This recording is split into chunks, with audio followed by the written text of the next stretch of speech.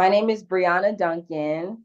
I am a front-end developer who owns Linus Development, which is my company where I used to build websites for my clients, and I bring their ideas to life and just make really fun and visual websites.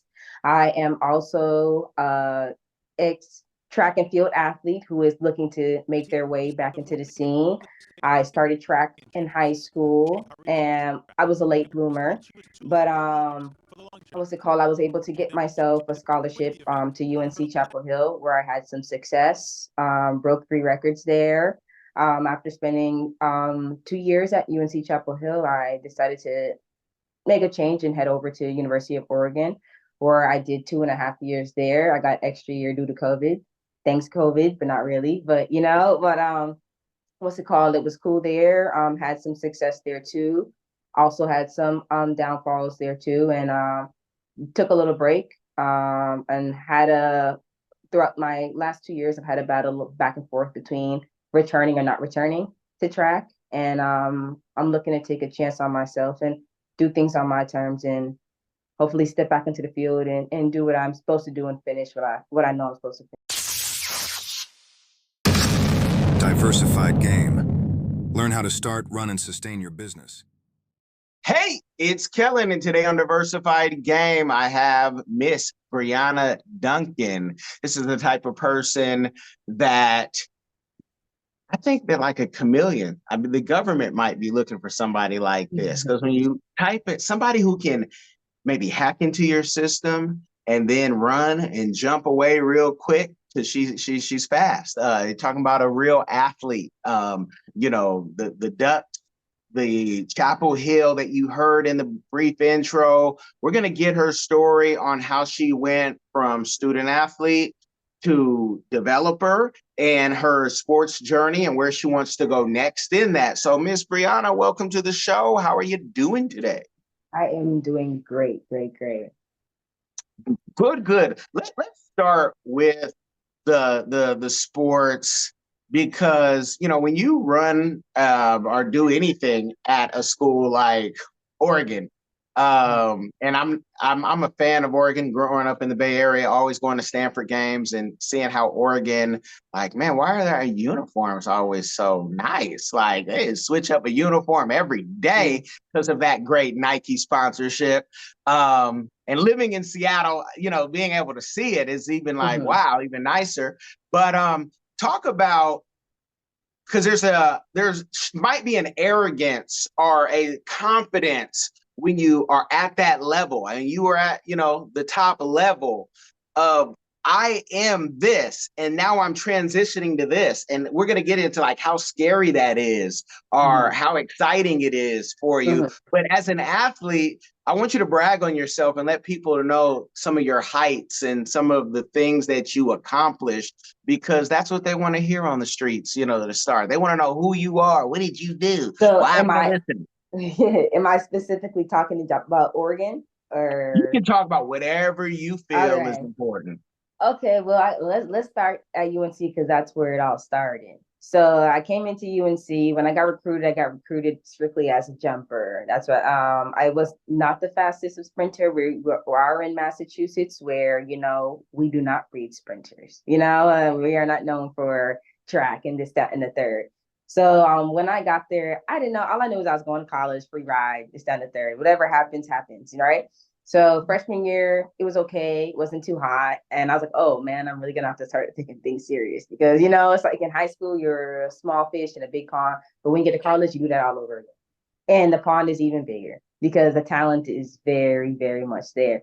But yeah, so I had a coach my freshman year who after that year he left. So I was like, okay, what's gonna happen? I had a new coach come in my sophomore year and he did things different in terms of like when my first year I was not running as much. We were lifting and stuff, but it was more like, okay, we're just doing stuff. My sophomore year was more focused. We were lifting.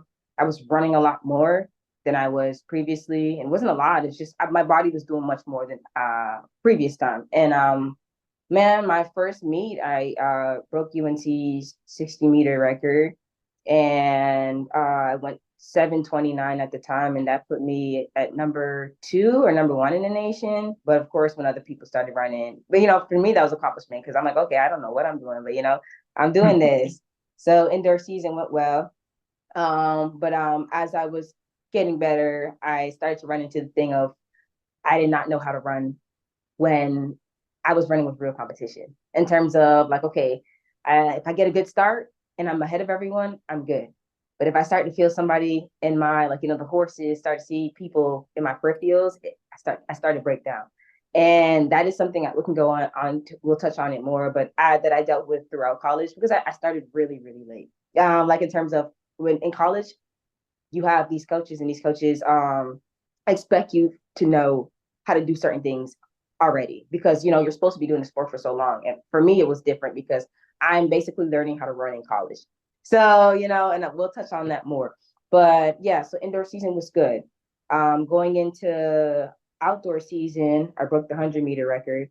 Then after breaking 100-meter record, I broke the 200-meter record. So I broke 3 records at UNC. And yeah, I felt good. And I was like, okay, like, things are shaking and, I'm good. I'm like that. And after sophomore year, UNC, I decided, I don't know if UNC is for me anymore. And I had like some hiccups with academics and stuff like that. And I feel like I needed a fresh start. So I said, okay, let's go into the transfer portal. So this is my junior year. Went into the transfer portal. I had a really funny time. It was January, and January usually starts the beginning of indoor season. And I was looking for a school during indoor season. So I was sending out emails and I got picked up by Oregon. So in March, I had to pack my bags and head out there. And when I was heading out there, I had no idea that they were going to have me run.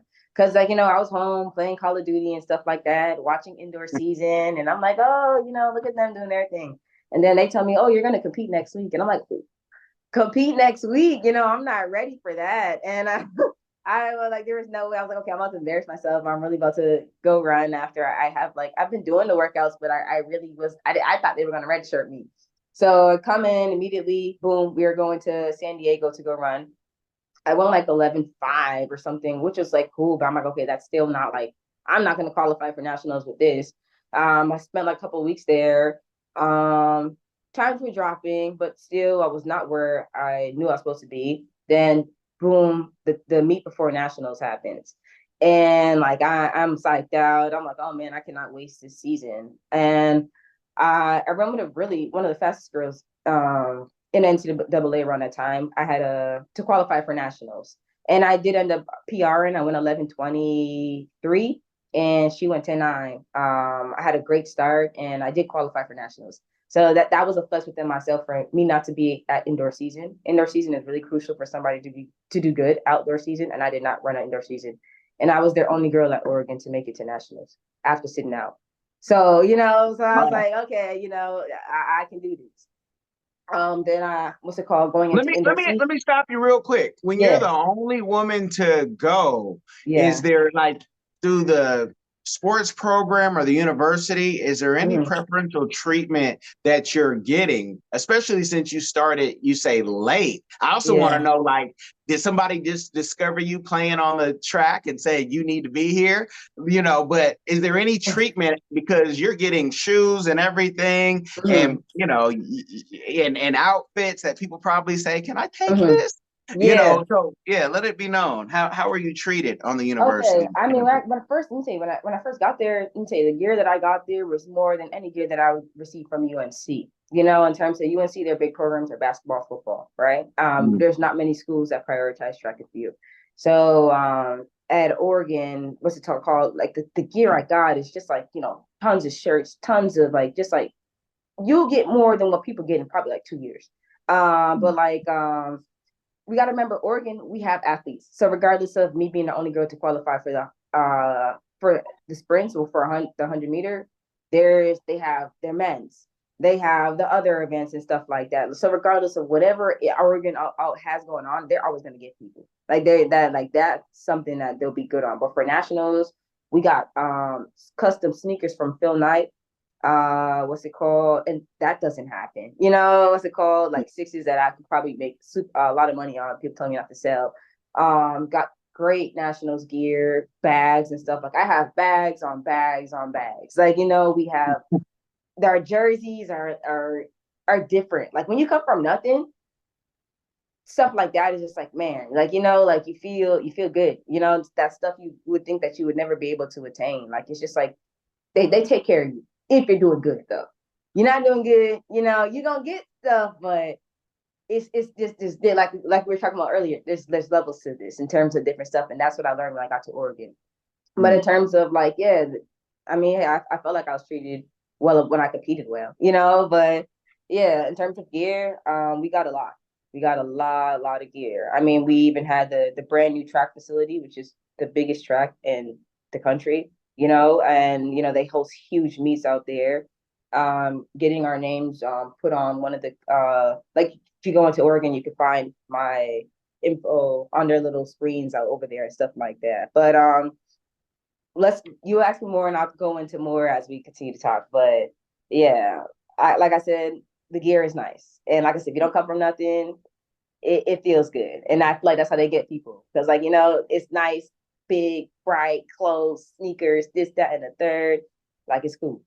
What about in the community? And you got this gear, and people can recognize you, because sometimes people don't leave communities like that. They're like, I've never been treated this good inside the community. And Oregon is a very liberal place where that's what they say until you live there and you say, business wise, ask the Black business owners how much business they're getting and their government contracts, people. I can tell you that's when things change. It's like, what? We got to work on some things. So I just want to know, I'm sure people treat you well in Oregon, but do you get special treatment? Do you have to wait in line? Because athletes, sometimes get comped meals and free things. I mean, other than like the treatment we had on like campus facilities and stuff like that, I don't feel like there was really any like special treatment. Well, to me personally, I think that more so happens for, like I said, there's levels to it. The bigger sports, football, basketball, that's where we could talk about special treatment and stuff.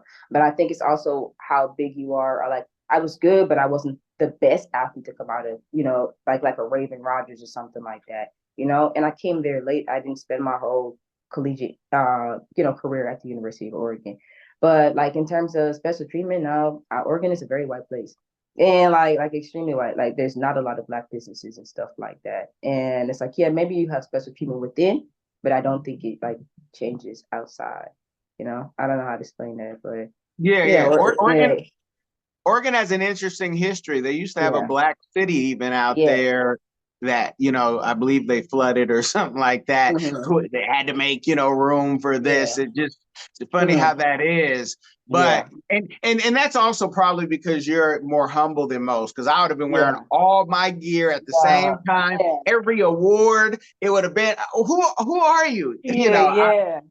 That's why some of us That's don't how get it was to. when I was at UNC. I was just so into dressing. I didn't care. Like I didn't want people to really care about me being an athlete. I guess I am more humble than most in terms of like it's just not who I am. I'm not like I don't know if I can do the I ran this and like there are people and that's so cool. Sometimes I envy people for being like that, but I can't. It's not me. And what's it called? So I can't say that I was the most boastful about. Like I'd rather you not know what I'm doing than Yeah, she yeah, likes to hide. yeah. She likes to hide. Yeah. I would have had high school and middle school medals on still. Like what's Yeah. that medal? but but how did you get into track? At what age? How did how did you discover it, or were you discovered? Okay, so we gonna touch into this, but not touching this too much. It's a whole separate thing. But basically, I was not really allowed to do sports as a kid. I grew up Jehovah Witness, and like Jehovah Witnesses don't do sports. And for most of my life, I was pushed against doing it because they're a high control group. And what's it called? They don't like their members seeking out any type of education or higher education. So doing sports was very hard for me. But through the help of my aunt, who was also one, is also one, she convince my father to let me play sports. So what's it called? When I got into high school, I was playing basketball originally. I was on varsity ball, and they were trying to have me do AAU teams and stuff like that. But like on top of my parents being Jehovah's Witnesses, they're also Caribbeans.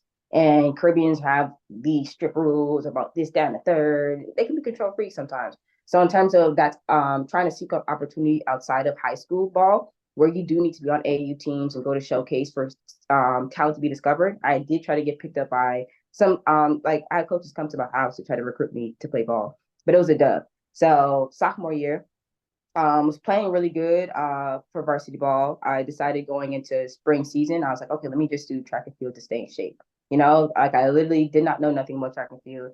All I thought was I just want to stay in shape for ball. So I started jumping and did pretty well. After I won my first I won 2 state championships just like playing around. Like I'm okay, wow, I'm actually kind of good at this. When I came in for my junior year, I had a whole bunch of offers already.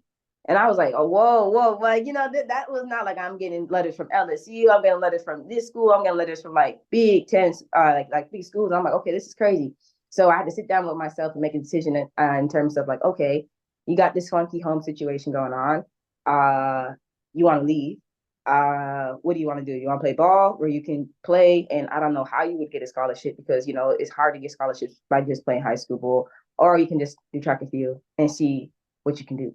So I said, all right, I'm going to track. And I said by basketball. And I know my coaches were like, man, but at my brain at the time, I'm thinking, okay, I need to make things happen. So I did indoor track and field. I won a 60-meter dash, broke the school record for that. I won long jump and triple, and then what's it called? I don't know what I was doing really well. Let's say I was doing exceptionally well. Offers were coming in.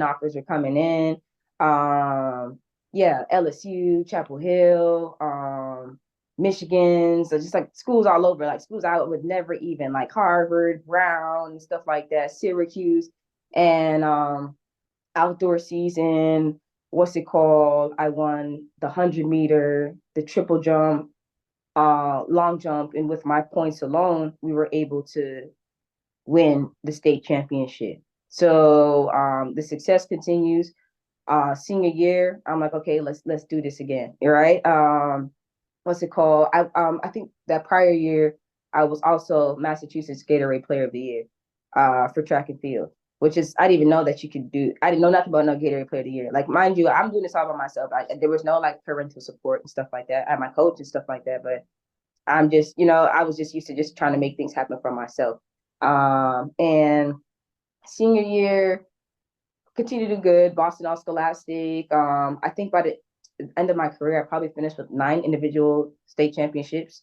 I was in a contact with Iowa State coach. I didn't see myself in Iowa, but Chapel Hill was reaching out to me, and Syracuse went on some visits. Decided to commit to Chapel Hill, and yeah, it was funny in terms of like I didn't know what I was capable of doing. I did not grow up playing sports. Like I did like stuff inside my youth program and stuff, but I never was on teams and stuff like that. So to see what I did now, even without the support, was crazy. And I do have to pat myself on the back for doing what I did. That basically made history. And yeah. Yeah, I still would have been wearing the Gatorade, all Yeah. that. I would have been, I would have squeezed into I got the shirt, something. Hello, everyone. Join us on an exciting journey with Explore the World Cameroon. London and Sydney go take you explore Cameroon, the heart of Africa.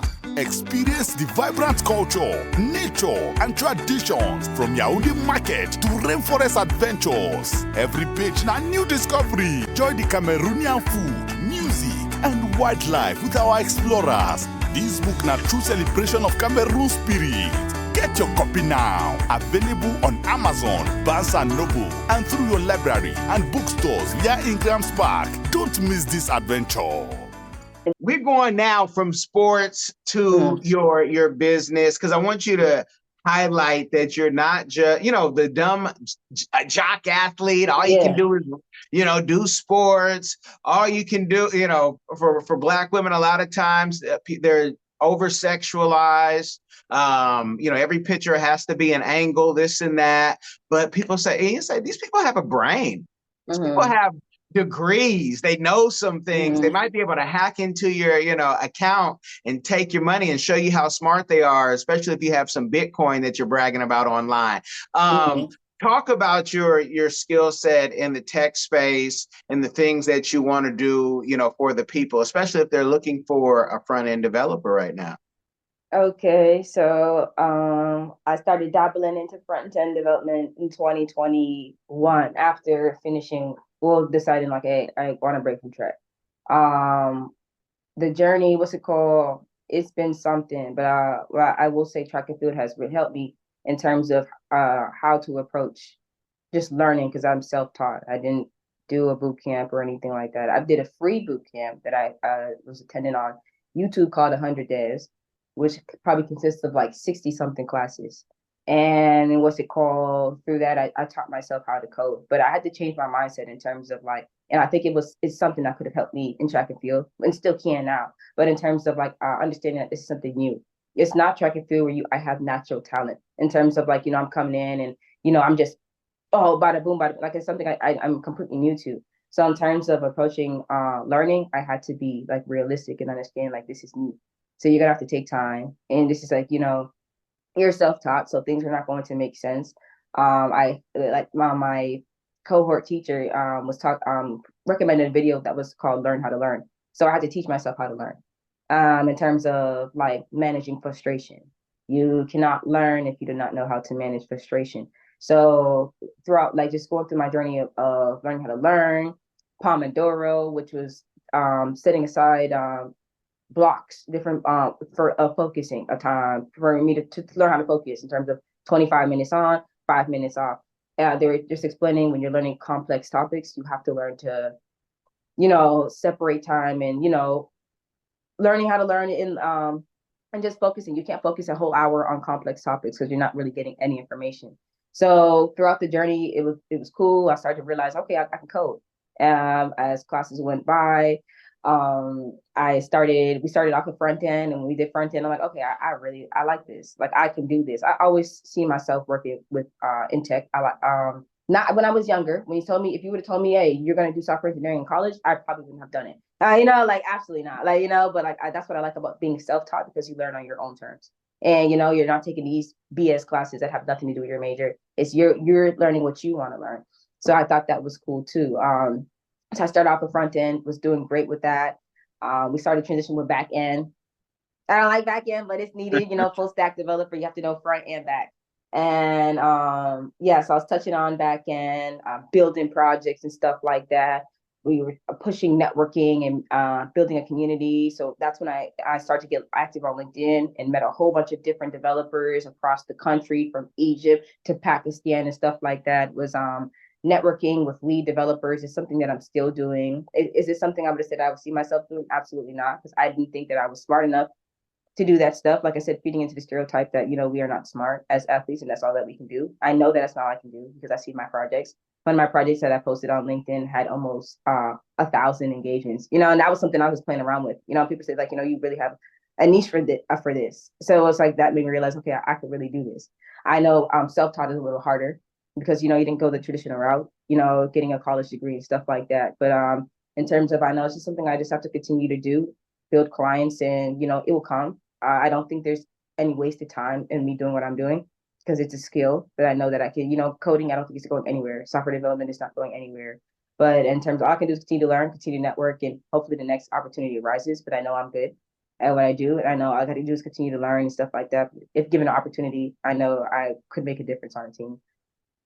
Can you tell that 14-year-old or that 44 that's, working on Python or C++, Java, why you like front end more than back end? Because some people, prefer one or the other. And some people love to do it all because they're control freaks or they're old school. And that's just the way you learned and you had to do it all. But talk about why the front end. I like front end because it is very visual in terms of like you are making your website or project look pretty. Like, and it's just like you are bringing your eye, you get to see the like, okay, if I switch this code or I switch this color and stuff like that, boom, so it's a simple fact that it's like, okay, I get to build my websites, bring it to life, add special effects, And it's like I'm always learning in front end. You're always learning in the back end too, but it's just the aspect of seeing everything come to life, which is so like cool to me. Like, it's the CSS aspect, the styling of JavaScript, watching how things interact or how certain buttons and certain effects do this, that, and the third. HTML, which is the basic hypertext markup language, which is just the layout of the page and stuff like that. But in terms of like learning how to interact with all three, as opposed to back end, you have to the servers, you have the databases, you have to, make all this, that, and that. Like it's just there's no pretty. There's no in terms of that, it's just more back end is just understanding how servers work and knowing how to use Node and MongoDB and this, that, and the third, which is cool in that and stuff. But it's a simple fact that it's like it doesn't interest me as much as front end. And go ahead. And I'm saying, and this is for the person who likes to hide, y'all. Yeah. So, it's just kind of interesting where it's like, I don't need to be seen. I can hide until I get on that computer. And then I want to be seen more than I want to do the stuff that nobody sees, but can really help a website or an application work faster.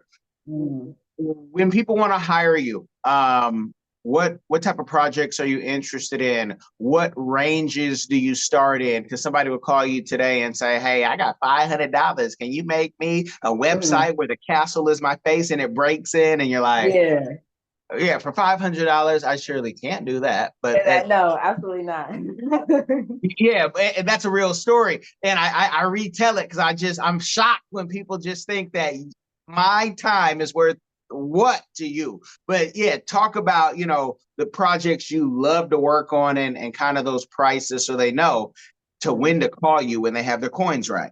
Okay. So far my best project right now is a sneaker website, and that one I love the project. I think it looks damn good, but in terms of what's it called, it's very interactive. I have that one. I have a pizza site with a pizza website, which is pretty cool too. And I go above and beyond to make sure that it is very visually appeasing. I think when people say when they're building and stuff like that, they say this all the time, and I feel like that's why I'd be so good on a team. People say that we build based strictly upon like what the people want and what people want to see. And if we were the individual using the website, what would they want? What would they like? Or what would they find useful? And I like accessibility. And I realize when people are building these sites, I'm like, okay, y'all not really practicing what y'all are preaching, because I see a lot of websites from big companies that are trash, that are absolutely trash. And I like whenever I question my abilities, I'm like, okay, my website is better than this website. So in terms of I know what people want, and in terms of when talking about price ranges, our cohort teacher was always saying like price yourself at what you think your stuff is worth. In terms of 500, it is not acceptable. That's not even me being big headed, but for pure code, maybe for a WordPress or a Figma website where I'm just grabbing stuff and no code involved. Go to Wix. Wix, yeah, stuff like that. But in terms of like coding, there's a lot of stuff that goes into that, and just like people don't even know about website hosting and stuff like that. So it's like like just to take care of that is like 200 or 300. So in terms of like you need to do your research before coming to people with these wonky prices. So for me, I say like, and I don't even think that's crazy. I say like at least 750 or above. And I think 750 is not, but in terms of I'm willing to do the work if somebody's willing to take a chance on me, but I know that I can give you what you want. I know that I can give you a website that keeps people engaged, in terms of a website that is functional, that is what's it called, that is mobile responsive. There's websites that are not mobile responsive. And what's it called? So that's stuff that I focus on also, meaning that your phone can operate on any type. Even I'm not there on Apple Watch yet, but I can get your stuff functioning on any type of mobile device, and just like making sure that you get what you want and need, and we'll get a fully functioning website.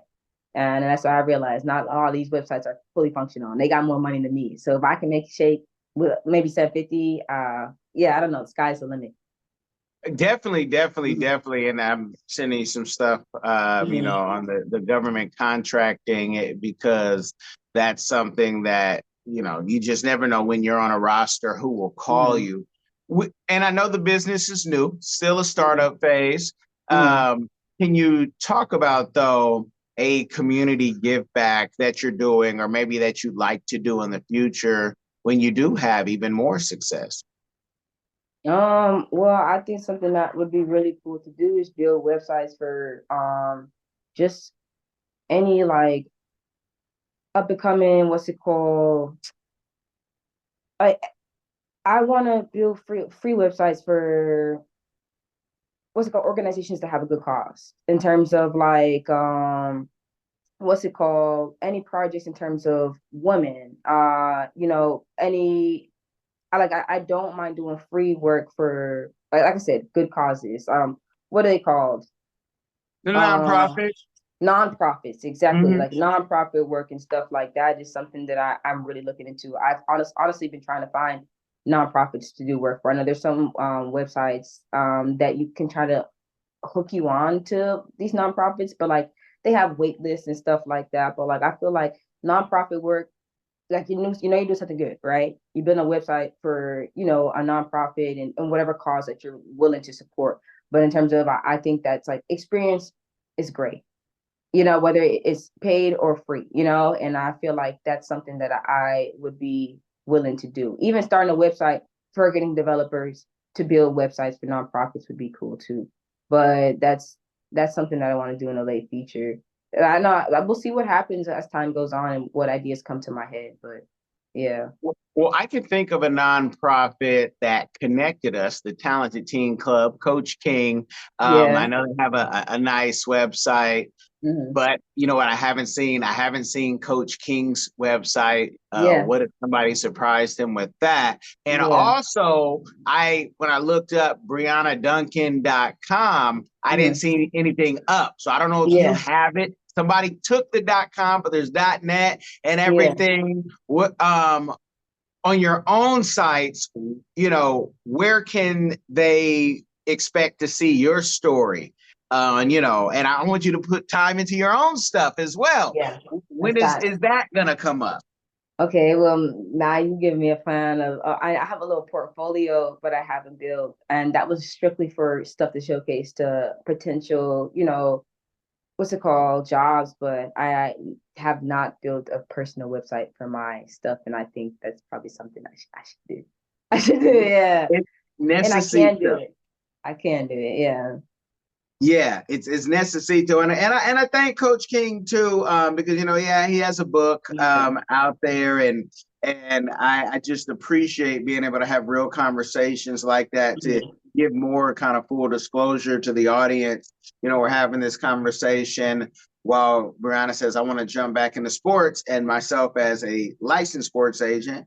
For those who might be new and following, I have more listeners than I have viewers, but that's why we keep trying and pushing without having to sell our soul and be out here mhm, doing crazy things with guns or twerking, yeah, just to be seen. We have brains. We went to school. We can use them. Um, Let the people know for the business what the site domain could be. Let them know any last words. I don't want to give it all to them because I want them to yeah, go search you out, go bother you for yeah. business. We want that business to blow up, and I Mhm, want to save something for either the next time we do this or the book yeah. that you will start to write. Well, you can find my stuff on Lioness Development. That's probably where I'm going to put most of my stuff on. As for, yeah, I don't know if I'm going to do Brianna Duncan. I don't know. I like the Lioness aspect, so I have the business name. I just have not showcased my projects on my own personal website. So I'll check out, definitely probably lionessdevelopment.com or .org. But follow me on LinkedIn, Brianna Duncan. I look like how I look. University of Oregon, that should be the school that pops up, and I am very active on there. So I will definitely give constant updates on LinkedIn if you're interested. You guys have got the game, and I thank you for sticking to the end. I thank you for liking it, for commenting, but most importantly, I need you to share this game with somebody. It will change their life. Y'all be blessed. Are you tired of the violence, tired of the injustice? police brutality, rampant discrimination, lack of gun control in this failed biosocioeconomic experiment called America. Or maybe you need a break from the relentless grind and want to regain control of your destiny, your wealth, your health, and your purpose. DiversifiedGame.com has the right course for you. Prepare for my first trip to Africa. Looking to reconnect with your roots, start a new business, or just a fresh start. Africa, aka the motherland, is waiting. Don't let the Chinese and the Mzungus have the fun and also take over the motherland. From Cairo to Mombasa, from Dakar to Cape Town, Africa has something for everyone, from business opportunities to the most amazing people, safety, leisure, and landscapes. The opportunities abound. It is time for the diaspora to reconnect with their roots. Time to reconnect with the birthplace of humanity. Africa is the last frontier. Get your head in the game and reclaim your legacy. The writing is on the wall. Babylon is falling. Give up the stress, grind, and violence inflicted on our people on this continent and prepare for a journey of restoration and joy by connecting with the land of your ancestors. Check out our new course and kick off your adventure at diversifiedgame.com.